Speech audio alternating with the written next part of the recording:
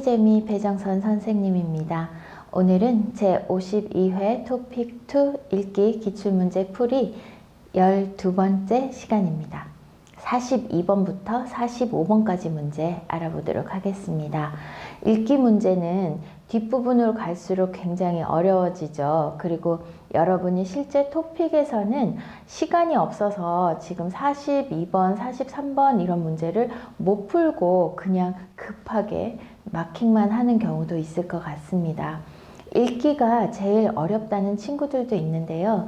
읽기는 조금 속도와 그리고 많은 연습이 필요한 그런 과목입니다. 그래서 평소에 한국어로 된 읽기를 좀 많이 하는 것이 아무래도 토픽 공부만 하는 것보다 훨씬 더 좋은 것 같습니다. 한국 인터넷 사이트도 좀 보시고요. 한국어로 되어 있는 그런 글들을 많이 읽으시면 훨씬 더 토픽에서도 좋은 점수를 받을 수 있을 거라고 생각을 합니다. 자, 그럼 한번 시작해 볼까요? 42번부터 43번까지 문제입니다. 자, 지금 이렇게 예쁘고 멋쟁이인 박영은 선생님을 새 담임으로 맞이한 것은 이런 식으로 해서 지금 23번, 24번 문제 같은 그런 문제가 고급으로 다시 나온다고 생각을 하시면 될 것 같습니다. 23번, 24번 문제를 풀 때 선생님이 이야기한 것처럼 이거는 영화나 드라마를 보는 것처럼 읽으면 더 재밌고 더 쉽게 풀 수 있는 그런 문제예요. 42번 문제는 밑줄 친 부분에 나타난 나의 심정, 요거는 감정 형용사에 대한 문제이고요. 그리고 윗글의 내용과 같은 것을 고르십시오 하는 문제, 이렇게 두 문제를 풀어야 합니다. 그런데 이 문제의 경우에 42번, 43번 문제의 경우에 조금 더 빨리 읽을 수 있는 방법은 여러분이 이 글 속에 주인공이 되는 거예요. 그리고 사람, 어떤 사람이 나오는지, 그리고 어떤 사건이 있는지, 그리고 인물과 사건을 찾으려고 노력을 하고요. 그리고 영화처럼 드라마처럼 어떤 일들이 일어나고 있는지를 상상하면서 읽으면 훨씬 재밌게 풀 수 있습니다. 자, 한번 볼까요? 예쁘고 멋쟁이인 박영은 선생님을 새 담임으로 맞이한 것은 우리 모두에게 가슴 떨리는 일이었다. 자, 이때 우리 모두에게 그리고 새 담임으로 선생님을 이렇게 얘기하고 있으니까 이 말하는 사람, 글을 쓴 사람은 학생입니다. 그렇죠? 그러니까 우리 반 담임 선생님으로 예쁘고 멋쟁이인 선생님이 우리 반을 맡아주시게 된 거예요. 오, 정말 좋아하는 그런 기분이 느껴지시죠? 여러분이 지금 이 사람이 된 거예요.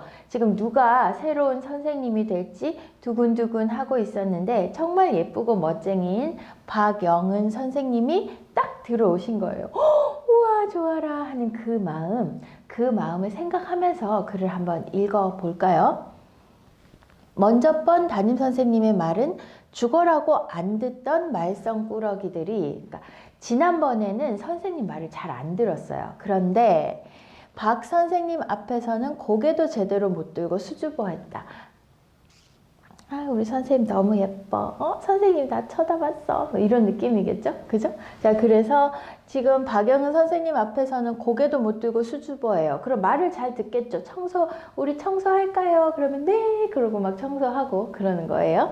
자, 우리 반은 당장 전교에서 제일 말 잘 듣고 가장 깨끗한 반이 되었다. 박영은 선생님 말을 너무 잘 듣는 거예요. 왜? 선생님한테 잘 보이고 싶은 거죠. 그죠? 나옵니다. 우리는 이 사람의 마음이 되어서 이 상황을 이해해야 돼요. 학생이고 너무 멋지고 너무 예쁜 선생님이 우리 반 선생님이 됐어요. 나도 그 선생님에게 잘 보이고 싶은 마음이 있는 거예요. 그죠? 나도 박 선생님에게 잘 보이고 싶은 마음이 태산 같았지만 늘 그렇듯이 머리가 따라주지를 않았다. 아마 이번 시험에서도 모든 과목이 50점을 넘지 못했을 것이다. 이 사람, 나는 공부를 잘하는 학생이 아니에요. 그죠? 공부를 잘하는 학생이 아니고 못하는 학생에 가까운 거네요. 그죠? 보통 한국에서 시험은 100점이 만점입니다. 그런데 50점을 넘지 못했을 거다. 그러니까 모든 과목이 다 반도 못 맞힌 거예요. 그죠? 그래서 공부를 못하는 학생이에요. 아이들이 모두 떠난 교실에서 나는 몸을 비비꼬며 창밖에서 놀고 있는 아이들에게 시선을 주고 있었다. 아마 선생님이 이 나를 교실에 혼자 남겨놓으신 거예요. 왜? 아이들이 모두 떠난 교실에 나는 있잖아요. 그쵸? 아이들은 다 집에 갔어요. 아니면 운동장에서 놀아요. 그런데 나는 교실에 있어요. 선생님하고 나하고 두 사람만 딱 교실에 남아있는 거예요. 아, 선생님이 나에게 무슨 얘기를 할까? 나 공부 못하는 것 때문에 혼내시려나? 이런 생각들을 하겠죠. 그러니까 몸을 비비꼬는 거예요. 이렇게. 선생님 혼내면 어떡하지? 나 우리 선생님한테 진짜 잘 보이고 싶은데 이런 생각들을 하면서 지금 머릿속이 복잡할 거예요. 자, 선생님이 마침내 입을 연 것은 20분이나 시간이 지나서였다. 20분 동안 나는 얼마나 이 시간이 힘들었겠어요. 시간이 안 가고 아 선생님 빨리 무슨 말이라도 하면 좋을 텐데 라는 생각을 했을 거예요. 그런데 선생님이 20분이나 있다가 이렇게 얘기하셨어요. 동굴을 가만히 보면 아는데 말을 못하는 적도 많은 것 같아. 그러다 보니 자신감도 없어지고 라고 선생님이 처음으로 말을 하신 거예요. 20분 동안 가만히 계시다가 이렇게 말을 하는 선생님에게 여러분 어떤 마음이 들까요? 나의 간지럽고 아픈 부분을 이렇게나 간결하게 짚어준 사람이 내 인생에 또 있으랴. 아는데 말을 못하는 적도 많은 것 같아 라고 나의 마음을 너무나 예쁘고 멋진 그 선생님이 딱 얘기해 주시는 거예요. 맞아, 내가 그래. 우리 선생님이 내 마음을 아는구나. 이런 마음이 들겠죠? 공부 못하는 죄를 추궁당하는 것이 아니라 너는 왜 공부를 못하니? 왜 시험을 이렇게 못 쳐? 집에 가서 뭐 하는 거야? 공부 안 하고 맨날 노는 거야? 이렇게 막 혼날 줄 알았는데 공부 못하는 서러움을 이해받는 것은 생애 처음 있는 일이었다. 너는 아는데 말을 못하는 것 같아 라고 선생님이 얘기하시는 거예요.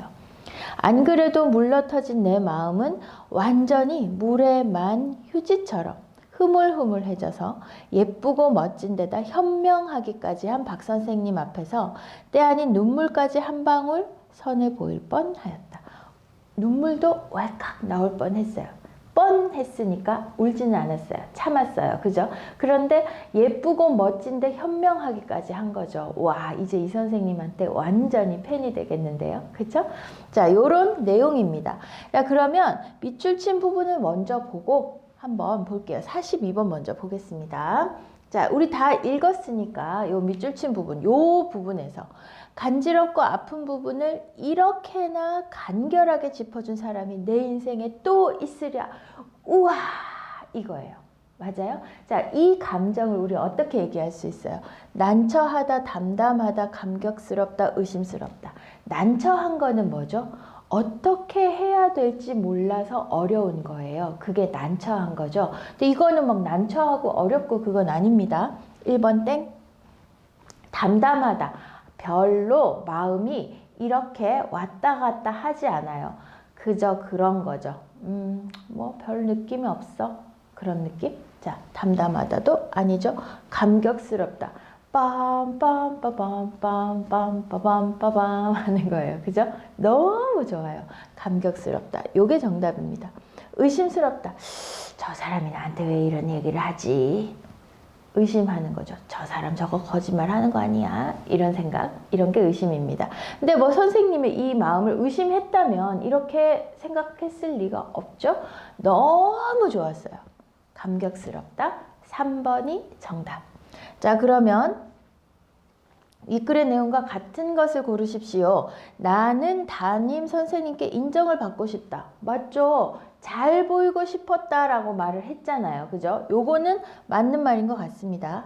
나머지 선택지 다 볼게요. 반 아이들은 요즘 교실 청소를 잘 하지 않는다? 아니에요. 제일 말 잘 듣는 반, 제일 깨끗한 반이 되었다고 했어요. 그죠?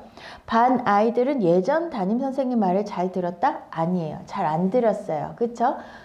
먼저 번 담임 선생님의 말은 죽어라고 안 듣던 우리 반은 이렇게 했습니다. 땡. 담임 선생님은 내가 공부를 못해서 화를 내셨다. 아니죠. 동구는 부드럽게 얘기하셨어요. 처음에 생각했던 1번이 정답이네요. 담임 선생님한테 잘 보이고 싶은 마음이 이만큼이 있어요. 그런데 잘 안 돼요. 왜? 나는 공부를 못해서 선생님이 공부 잘하는 애를 더 예뻐할 거야 생각했던 거예요. 그래서 시험 친 이후에 선생님이 아마 나를 혼내겠지 걱정했는데 그게 아니라 이렇게 따뜻한 말씀을 해주시니까 얼마나 좋았겠어요. 그죠? 네, 이 선생님은 정말 좋은 선생님이네요. 그쵸? 저도 이렇게 좋은 선생님이 되고 싶습니다. 그 다음 볼게요. 44번, 45번 문제. 지금 보편적 디자인이란 해서 아마 보편적 디자인에 대한 이야기를 하고 있는 것 같은데요. 문제 보니까 주제 그리고 빈칸에 들어갈 내용 물었습니다. 주제도 어렵고 빈칸에 들어갈 내용도 조금은 어렵지만 주제는 전체 글을 다 읽은 후에 푸는 것이 좋기 때문에 45번을 먼저 풀고 그리고 빈칸의 내용을 넣은 다음에 44번을 푸는 것이 좋을 것 같아요. 자, 보편적 디자인에 대해서 설명하고 있는 이 글, 빈칸에 어떤 내용이 들어가야 할지 한번 읽어보겠습니다. 조금 더 큰 화면으로 읽어볼게요. 보편적 디자인이란 성별, 연령, 장애의 유무 등에 관계없이 누구나 편리하게 이용할 수 있도록 제품이나 사용 환경을 만드는 것을 말한다. 자, 보편적 디자인에 대해서 설명하고 있어요. 보편적이다 그러면은 일반적인 거죠. 어떤 사람들만 쓸 수 있는 게 아니라 다 쓸 수 있게 디자인하는 것. 그게 보편적 디자인입니다. 그러니까 남자도 여자도 나이가 어린아이도 나이가 많은 사람도 장애가 있어도 없어도 모두 다 관계없이 누구나 편리하게 이용할 수 있도록 제품이나 사용 환경을 만드는 것을 말한다 라고 해서 보편적 디자인에 대해서 이야기하고 있어요. 여러분, 왼손을 많이 쓰는 사람 있죠. 그래서 가위도 오른손잡이용 가위가 있고 왼손잡이용 가위가 있어요. 예전에는 왼손잡이들을 위한 가위가 아예 없었죠. 그러면 오른손잡이도 왼손잡이도 다 사용할 수 있게 만들어진 가위가 보편적 가위가 되겠죠. 그죠?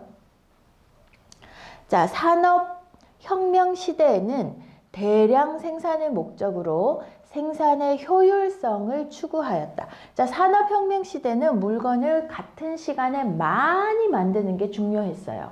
그래서 대량 생산을 목적으로 생산의 효율성을 추구했어요. 같은 시간에 더 많은 물건을 만들기 위해서 고민을 했어요. 따라서 디자인을 할 때 띠리링, 빈칸 잘 봐야 되겠네요.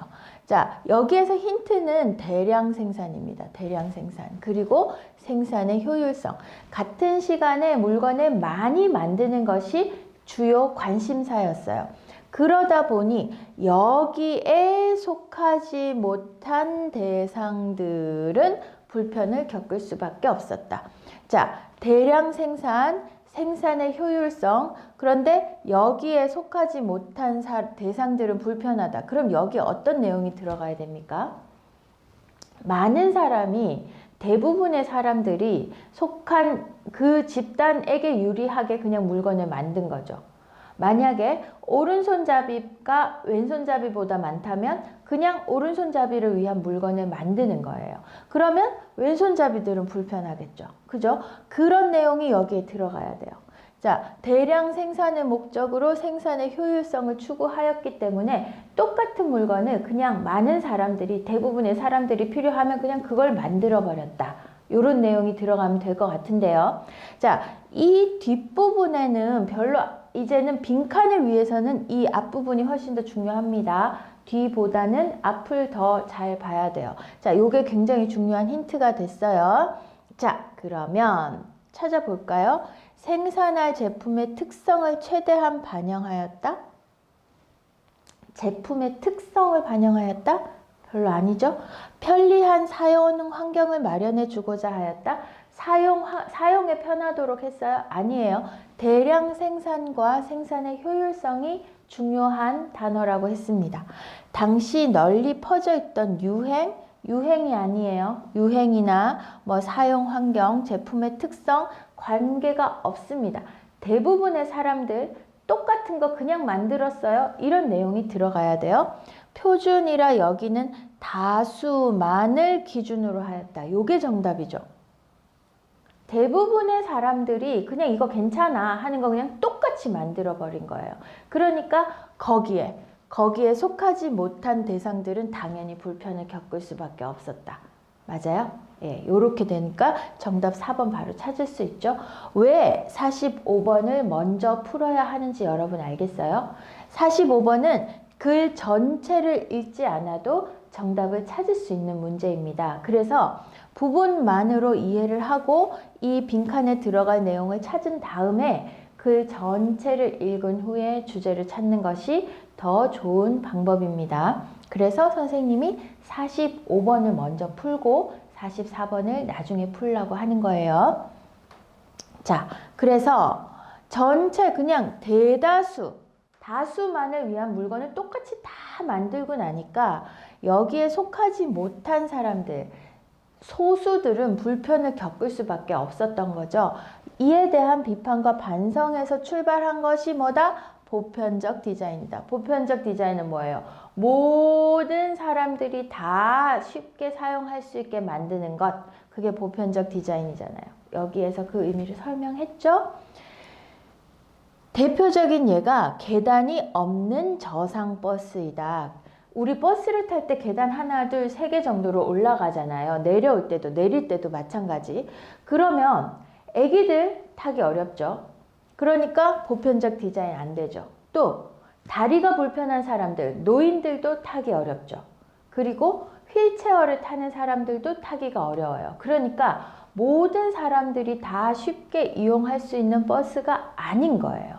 그러면 어떻게? 계단을 없애는 거죠. 계단을 없애고 나니까 타고 내리기가 쉬워서 어린이와 노인, 임산부, 장애인 등 모두가 편리하게 이용할 수 있는 거죠.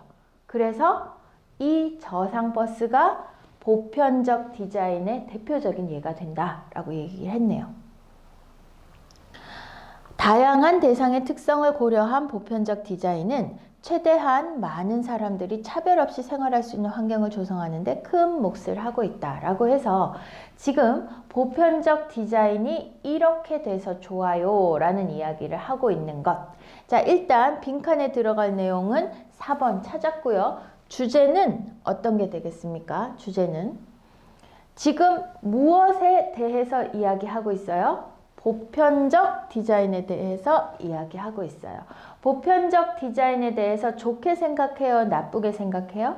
그렇죠. 좋게 생각해요. 보편적 디자인을 좋게 말하고 있는 것이 이 주제의 정답이 될 수 있는 선택지입니다. 선택지 한번 볼까요? 과거와는 다른 새로운 디자인의 개발이 요구된다? 새로운 디자인을 개발해야 된다라는 이야기가 아니고 보편적 디자인이 이렇게 좋아요 하는 겁니다. 그래서 1번 땡.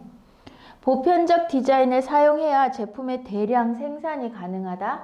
대량 생산하고는 상관이 없어요. 대량 생산은 그냥 대다수의 사람들이 만들면 되는 건데 지금 현재는 어떤 것도 대량 생산할 수 있는 시대. 지금 보편적 디자인을 대량 생산하고 연결시킨 것은 잘못이죠. 땡. 보편적 디자인은 사회의 여러 계층을 고려한 디자인이다. 보편적 디자인에 대한 의미니까 이게 정확하게 맞는 설명입니다. 한 번 더 읽어볼게요. 제품을 디자인할 때 가장 중요한 것은 생산의 효율성이다. 디자인할 때 중요한 게 생산의 효율성이에요? 많이 찍어내는 게 중요한 거예요? 아니죠. 그러니까 요것도 땡. 정답은 3번이 되겠는데 사실은 주제로 알맞은 것을 고르십시오 했을 때는 보편적 디자인은 사회의 여러 계층을 고려한 디자인이다. 이렇게 그냥 쓰는 것보다 훨씬 더 그래서 보편적 디자인으로 인해서 많은 사람들이 편리하게 어떤 것을 이용할 수 있다라고 해도 그것도 정답이 되겠습니다. 보편적 디자인에 대해서 이 사람이 굉장히 긍정적으로 좋게 말하고 있다는 것을 여러분이 찾아냈다면 보편적 디자인이라는 말이 들어가야 되고 그 보편적 디자인을 좋게 설명하고 있는 말을 찾아야 되는데요. 그 좋게 설명하는 부분이 많이 만들 수 있어서도 아니고 그리고 많이 생산을 같은 시간에 많이 만들 수 있다, 대량 생산할 수 있다. 이거는 보편적 디자인과 관계가 있는 단어가 아닙니다. 그래서 정답은 3번이 되겠어요. 보편적 디자인은 사회의 여러 계층을 고려한 디자인이다. 여러 계층을 고려한 디자인이기 때문에 보편적 디자인으로 디자인을 한 상품이나 사용 환경들은 많은 사람들이 편리하게 이용할 수 있다. 의미가 되는 거죠. 자, 이렇게 해서 42번부터 45번까지 문제 풀어봤습니다. 42번, 43번 문제는 선생님 아까 말한 것처럼 여러분이 영화를 본다, 드라마를 본다 생각하면서 글을 읽으면 훨씬 쉽게 풀 수 있고요. 그 44번, 45번 문제 같은 경우에는 이렇게 설명문이 굉장히 많이 나옵니다. 그러면 무엇에 대해서 이야기하고 있는지, 그것에 대해서 이 글 쓴 사람은 긍정적인지 부정적인지를 먼저 생각해서 정답을 찾으면 조금 더 쉽게 정답을 찾을 수 있는 것 같아요. 자, 그러면 오늘도 여러분 수고 많았습니다. 다음에 또 다른 영상으로 만나요. 안녕.